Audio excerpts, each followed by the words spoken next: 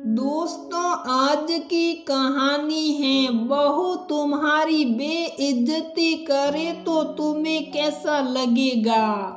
दोस्तों, कहानी शुरू करने से पहले अगर आपने हमारे चैनल को सब्सक्राइब नहीं किया है तो सब्सक्राइब कर लीजिए ताकि आपके पास पहुंचे हर नया वीडियो।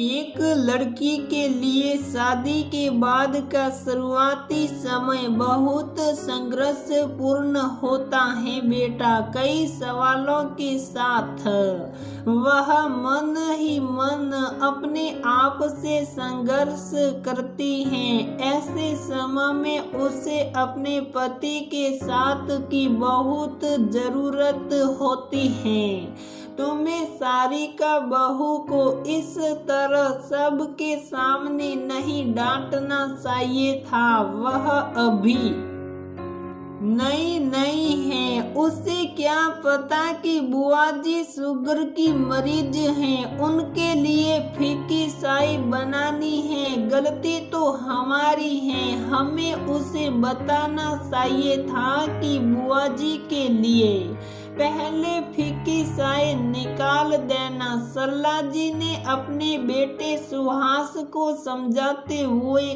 कहा, माँ आप अभी से भाभी को सिर पर सड़ा लो, क्या हो गया। अगर सुहास ने सबके सामने उन्हें दो शब्द कह भी दिए तो कौन सा हम सब बाहर वाले हैं। सरला जी की विवाहित बेटी सीमा ने अपनी माँ की बात बीच में काटते हुए कहा, सीमा बेटा तुम्हें याद है शादी के बाद पहली बार जब तुम अपने मायके आई थी तो मेरी गोद में अपना सिर रख कर रोते हुए तुमने कहा था कि जब तुमने पहली बार अपने ससुराल में दाल बनाई थी तो दाल में शक्कर डाल दी थी, क्योंकि अपने यहाँ दाल में हल्की सी शक्कर डलती है।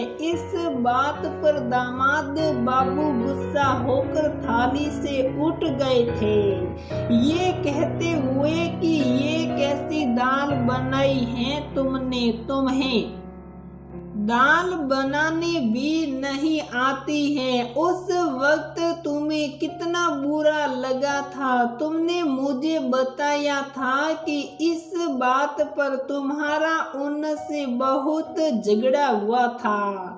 तुमने उन्हें कहा था कि सासू माँ को ये बात मुझे पहले बता देनी चाहिए थी कि हमारे यहाँ दाल में शक्कर नहीं डालते हैं, तो मैं नहीं डालती और आप को कुछ कहना ही था तो मुझे अकेले में कह लेते। सबके सामने मेरा तमाशा बनाने की क्या जरूरत थी।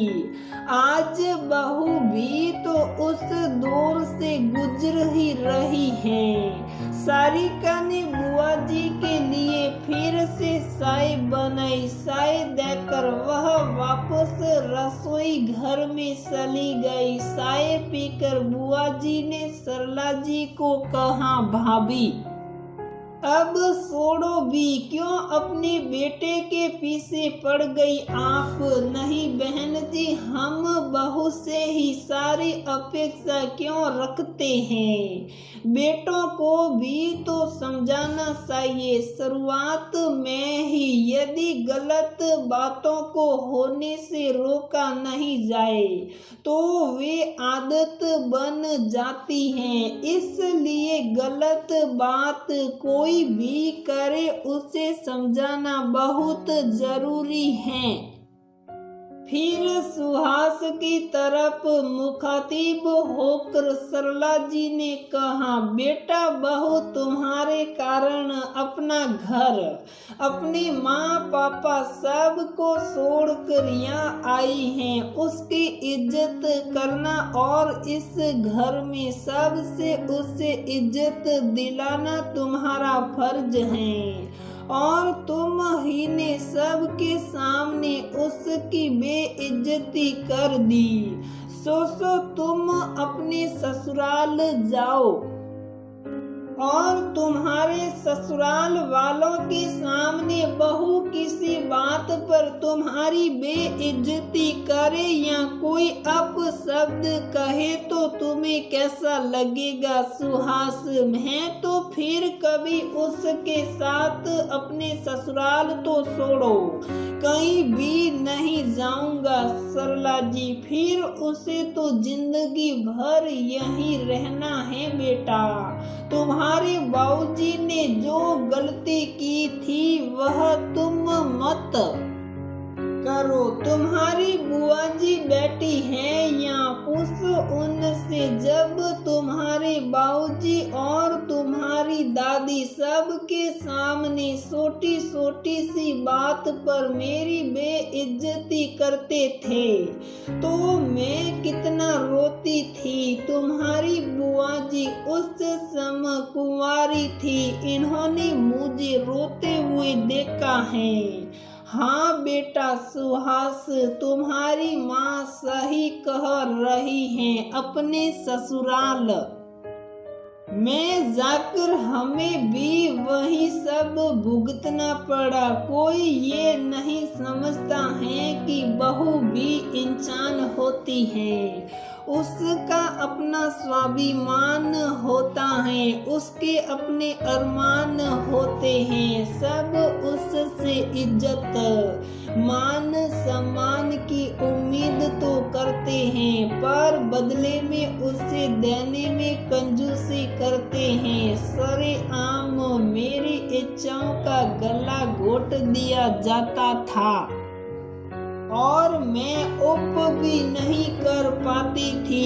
यदि कभी कुछ बोलने या विरोध करने की कोशिश करती भी थी तो तुम्हारे दादा दादी के साथ साथ तुम्हारे बाबूजी भी मुंह फुला लेते थे।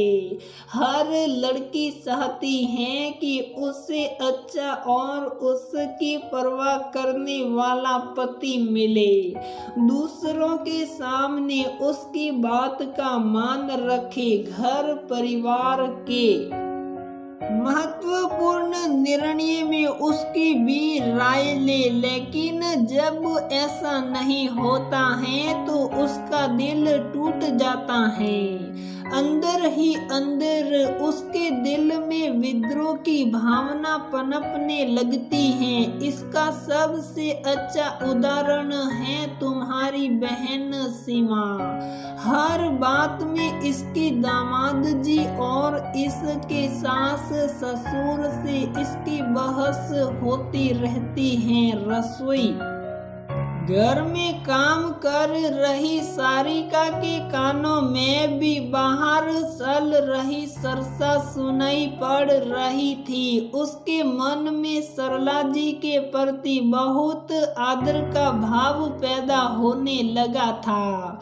उसने अभी तक खड़ूस सास के बारे में ही सुना था, किंतु उसकी सासू माँ तो बड़ी सुलझी हुई एक अच्छी सासू माँ है।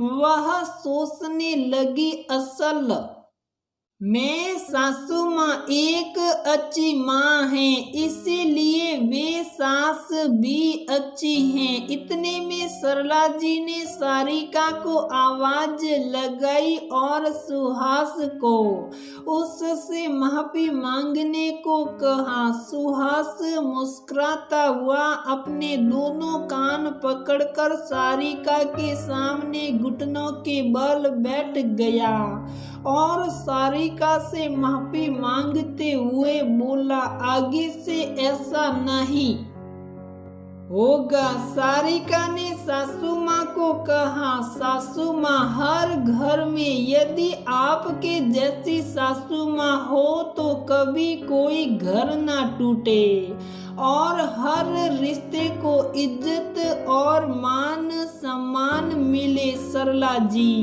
बेटा, रिश्ते हमारा संबल होते हैं और हमें जीने की ताकत देते हैं, इसलिए रिश्तों में अपनेपन के एहसास को हमेशा बनाए रखना चाहिए।